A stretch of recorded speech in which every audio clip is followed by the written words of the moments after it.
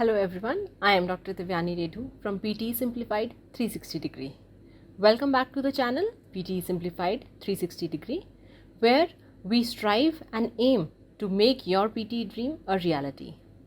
तो लास्ट की अगर आपने हमारी कुछ इंट्रोडक्शन वीडियोस देखी होंगी तो उससे हमारे बारे में आपको काफ़ी कुछ पता चल गया होगा। बाकी आज की जो ये वीडियो है हमारी सबसे पहले तो हिंदी में रहेगी और इसमें जो हम आज कवर करेंगे वो है पीटी एग्ज़ाम पैटर्न, जिसके बारे में स्पेशली जो बिगिनर स्टूडेंट्स हैं, फर्स्ट टाइम पीटी के लिए बैठने वाले हैं या अपेयर होने वाले हैं, उन्हें एक ग्लांस मिल जाएगा कि पीटी में एग्जैक्टली क्वेश्चंस आते किस तरीके से हैं, क्या क्या उसमें हमें ध्यान रखने की ज़रूरत है, किस तरीके के टास्क हैं, कौन से मॉड्यूल्स हैं और बाकी ऐसी बहुत सारी इम्पॉर्टेंट बातें।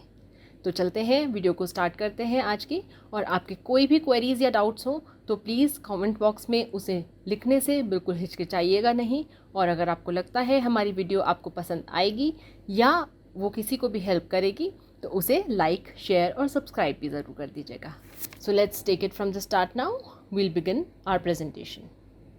ओके, तो शुरू से अगर बताएं तो टोटल 4 मॉड्यूल्स रहते हैं। आप कह सकते हैं टोटल 4 सेक्शंस रहते हैं हमारे पीटी के एग्ज़ाम में, जो है इसी सीक्वेंस में, which is speaking, writing, reading and listening. अब स्पीकिंग का सेक्शन हमारा पहला सेक्शन होता है। बहुत सारे स्टूडेंट्स इसको लेके घबराए हुए होते हैं, किस तरीके से बोलेंगे, हमारी इंग्लिश इतनी अच्छी नहीं है, हमारी प्रोनाउंसिएशन इतनी अच्छी नहीं है। बट डोंट वरी, हर चीज़ का सल्यूशन होता है।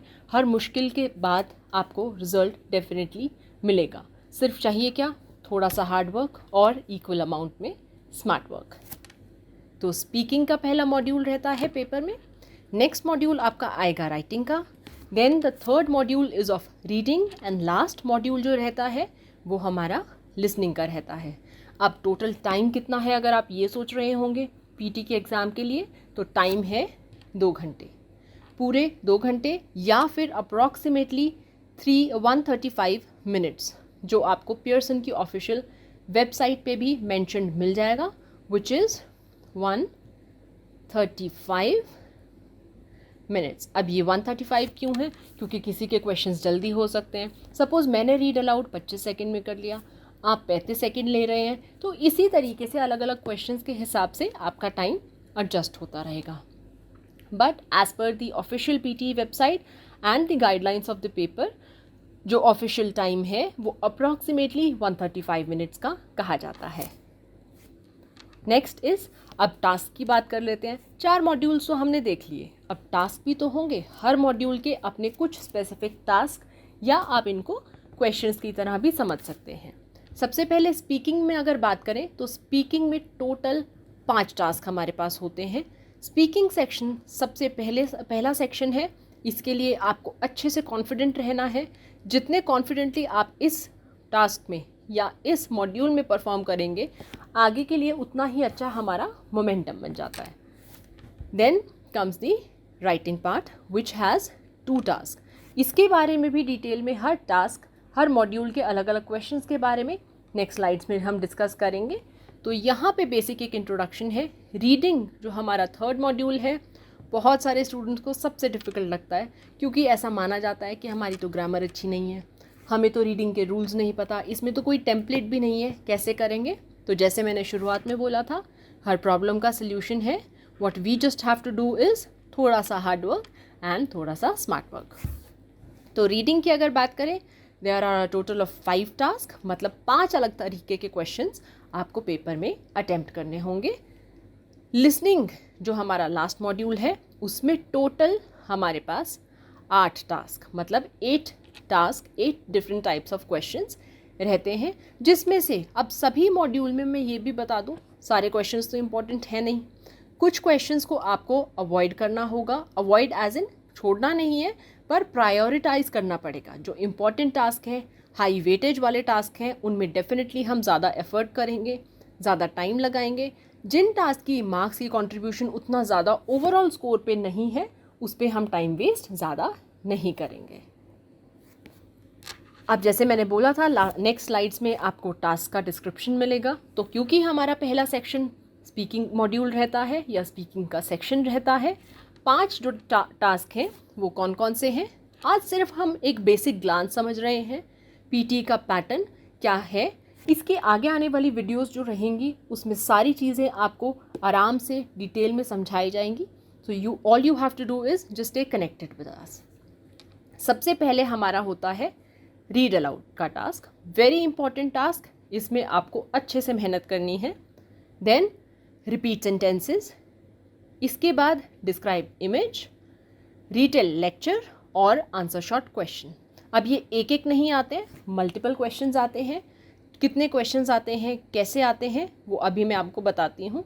अदरवाइज़ आप ये मान के चलो 6 से 7 नए पेपर पैटर्न के हिसाब से 6 से 7 आपको रीड अलाउड्स आएंगे, 10 से 12 आपके पास रिपीट सेंटेंसेस आएंगे, 3 या 4 डिस्क्राइब इमेजेस आएंगी, 1 या मैक्सिमम 2 रीटेल लेक्चर्स आते हैं, 5 या 6 हमारे पास आंसर शॉर्ट क्वेश्चंस रहेंगे।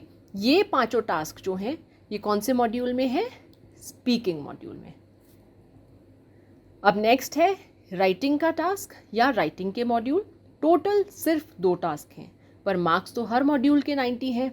जब मार्क्स हर मॉड्यूल के 90 हैं तो डेफिनेटली आपको ये भी समझना है कि पीटी का जो एग्ज़ाम है वो ऐसा एग्ज़ाम है जो इंटीग्रेटेड मार्क बेस्ड एग्ज़ाम है। मतलब स्पीकिंग के कुछ टास्क का स्कोर दूसरे सेक्शंस में भी जाता है, वो हो सकता है रीडिंग सेक्शन में जाए या फिर लिसनिंग सेक्शन में जाए। सिमिलरली लिसनिंग के बहुत सारे टास्क का स्कोर आपका राइटिंग मॉड्यूल में आता है या रीडिंग मॉड्यूल में आता है। तो इसीलिए अगर आप ये सोच रहे हैं कि मेरा स्पीकिंग तो बढ़िया है पर बाकी मॉड्यूल्स में इतना अच्छा नहीं है, तो आप मान के चलिए कि जितना जो ओवरऑल स्कोरिंग है वो डेफिनेटली आपकी एक्सपेक्टेशन के अकॉर्डिंग नहीं होगी। आपको चारों मॉड्यूल्स पे इक्वली वर्क करना होगा। अब ये डेफिनेटली हो सकता है कि सबकी हमारी अलग स्ट्रेंथ होती है। अब मेरा स्पीकिंग बहुत अच्छा है, सपोज़ आपका राइटिंग पार्ट बहुत अच्छा है, तो उसमें आपको एफ़र्ट कम लगाना पड़ेगा। पर ऐसा नहीं है कि एफ़र्ट लगाना ही नहीं पड़ेगा। तो अब जो राइटिंग का टास्क है, मैंने बताया था राइटिंग के मॉड्यूल में 2 टास्क होते हैं टोटल। वो कौन कौन से हैं? First is summarize written text and then is writing an essay. Summarize written text जो है आपको 1 या 2 आएगा और writing an essay generally students को 1 आता है। कई बार ऐसा देखा गया है कि रेयर है पर ये केस कि 2 एसेज आएंगे, पर जो भी है आपको जनरली 1 ऐसे के लिए ही प्रिपेयर रहना है। 2 एसेज भी आएंगे तो आपको उनके लिए स्पेसिफिकली टाइम दिया जाएगा। ये सब डिटेल्स हम आगे आने वाली वीडियोस में डेफिनेटली कवर करेंगे। आज आप बेसिक समझिए और इससे रिलेटेड अपनी कोई भी क्वेरीज हैं तो होपफुली वो आज इस वीडियो में आपकी सारी सॉल्व हो जाएंगी। Okay,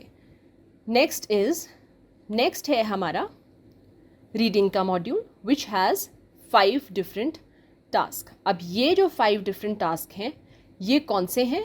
multiple choice single answer, multiple choice multiple answer, reorder paragraphs, reading filling the blanks and reading and writing filling the blanks.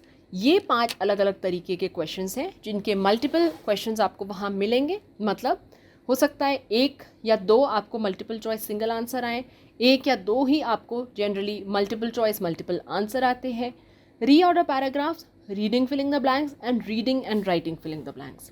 ये 3 जो टास्क हैं रीडिंग में, इन पे आपको स्पेशली ध्यान देना है क्योंकि यही है हाई वेटेज वाले जो टास्क हैं जो मैंने शुरुआत में बोला था कि जो प्रायोरिटी बेस्ड टास्क हैं उन पे हमें ज़्यादा एफर्ट लगाना है। तो रीडिंग मॉड्यूल में ये हैं वो 3 टास्क। इनमें से भी सबसे इम्पॉर्टेंट अगर मैं कहूँ तो वो है हमारे reading and writing filling the blanks. ये क्यों है? क्योंकि इनका मार्क्स जो है या इनके टोटल मार्किंग जो है वो सिर्फ रीडिंग मॉड्यूल में कंट्रीब्यूट नहीं करती, नाम से ही आप समझ सकते हैं राइटिंग मॉड्यूल में भी इसका अच्छा खासा स्कोर जाता है। नाउ लास्ट जो हमारा है module that is the listening module. सबसे एग्जॉस्टिव या आप कह सकते हैं सबसे ज़्यादा क्वेश्चन, सबसे लेंदी मॉड्यूल हमारा लिसनिंग मॉड्यूल ही रहता है। टोटल अगर क्वेश्चंस की बात करूं तो टोटल अलग अलग तरीके के 8 क्वेश्चंस आते हैं या 8 अलग अलग तरीके के क्वेश्चंस आपको मिलेंगे जिनमें से कुछ इम्पॉर्टेंट हैं, कुछ अनइम्पॉर्टेंट हैं। इम्पॉर्टेंट वाले क्वेश्चंस कौन से हैं जिनको आपको प्रायोरिटाइज करके अच्छे से अटेम्प्ट करना है क्योंकि उनका स्कोर दूसरे मॉड्यूल्स में काफ़ी अमाउंट में जाता है। जो अनइम्पॉर्टेंट पार्ट्स हैं उन पे आई वुड सजेस्ट कि ना तो आप प्रैक्टिस का टाइम वेस्ट कीजिए और ना ही पेपर में उनके लिए आपने ज़्यादा टाइम लगाना है। रीज़न बीइंग, उन पे ज़्यादा टाइम लगाएंगे, इंपॉर्टेंट क्वेश्चंस के लिए टाइम नहीं बचेगा। जैसे ही टोटल टाइम ख़त्म होगा आपका पेपर ऑटोमेटिकली फिनिश हो जाएगा, आगे के क्वेश्चंस आपको नहीं दिखेंगे। तो इसलिए you have to be very careful regarding the timing in PT exam. Overall वैसे तो पेपर में पूरे में ही आपको केयरफुल रहना है टाइम मैनेजमेंट के लिए। लिसनिंग मॉड्यूल में थोड़ा सा और, दो रीजंस है, एक तो एंड में मॉड्यूल आता है तो दिमाग वैसे ही थोड़ा सा एग्जर्ट हो जाता है, कंसंट्रेट करने में थोड़ी सी प्रॉब्लम हो सकती है, प्लस इसमें नंबर ऑफ क्वेश्चंस हैं वो बाकी सब मॉड्यूल से ज़्यादा हैं, तो इस चीज़ का आपको ध्यान ज़रूर रखना है। नाउ द क्वेश्चंस आर, सबसे पहले आपके पास आएगा summarise spoken text, then multiple choice multiple answers, unimportant question है। Filling the blanks extremely important, जिन पे मैं टिक कर रही हूँ आप वो समझ जाइए कि वो इम्पॉर्टेंट या प्रायोरिटी देने वाले टास्क हैं। Highlight correct summary, ignore these, क्योंकि ये सिर्फ आपका टाइम वेस्ट करेंगे। एक बार आप इनको समझ लीजिए कैसे करना है, उसके बाद ज़्यादा प्रैक्टिस का इन पे टाइम नहीं लगाना, ना तो प्रैक्टिस के टाइम पे ना ही रियल एग्जाम में। Then multiple choice single answer, unimportant question. Select missing word, unimportant question है। नेक्स्ट जो लास्ट दो हैं, highlight incorrect words and write from dictation, बहुत ज़्यादा इंपॉर्टेंट टास्क है। अगर आप सीक्वेंस भी देखोगे तो लिसनिंग मॉड्यूल में सबसे ट्रिकी चीज़ क्या है, एक तो ऑलरेडी जो मॉड्यूल है वो काफ़ी लंबा है, नंबर ऑफ क्वेश्चंस जो है वो ज़्यादा हैं।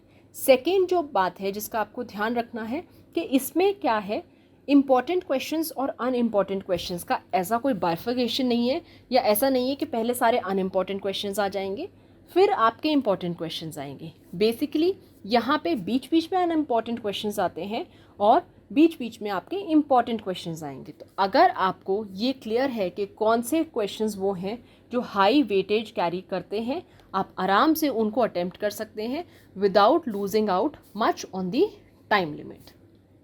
ये जिन पे मैंने टिक लगाया है, जैसे पहले ही बोला था, ये आपके इम्पॉर्टेंट क्वेश्चंस हैं जिस पे बहुत ध्यान से आपको वर्क करना है। अब जब आपका ये सारा पीटी का एग्ज़ाम हो जाएगा तो इसमें आपको बेसिकली कुछ इस तरीके से आपका स्कोर कार्ड दिखेगा। ये मेरा स्कोर कार्ड है जो आप देख सकते हैं। दिस इज़ जो मैक्सिमम पीटी में स्कोर रहता है, दैट इज़ 90 से ऊपर इसमें स्कोर आता नहीं है। ओवरऑल जो सारे मॉड्यूल्स हैं उसमें भी मैक्सिमम स्कोर आपका 90 ईच का रहता है। As you can see 90, 90, 90 and 90, by the grace of God I manage to get this score. अगर आप भी अपना स्कोर कार्ड कुछ इस तरीके का चाहते हैं या बहुत टाइम से स्ट्रगल कर रहे हैं अपना डिज़ायर्ड स्कोर अचीव करने के लिए, वो चाहे 50 हो, 65 हो, 70 हो, 79 हो, या इवन अगर आप चाहते हैं 90, तो आप हमें रीच आउट कर सकते हैं। हमारी सारी कॉन्टैक्ट डिटेल्स आपको वीडियो डिस्क्रिप्शन में आराम से मिल जाएंगी। Just stay connected with us for all the more important informations about PT. Thank you.